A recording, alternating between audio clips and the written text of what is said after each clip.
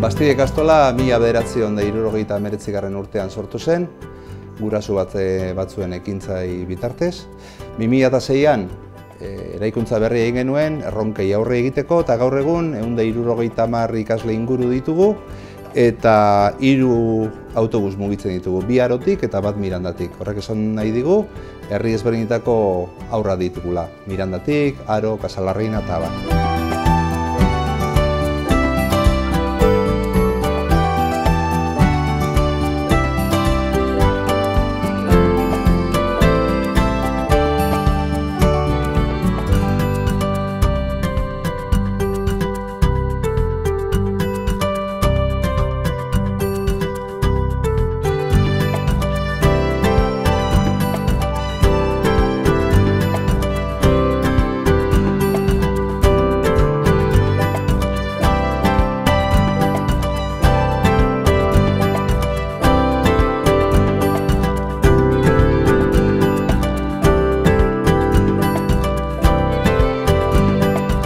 Lehen hizkuntzako ikastetxea da, D eredukoa, eta 2 urtetik 12 urte bitartera eskaintzen dugu.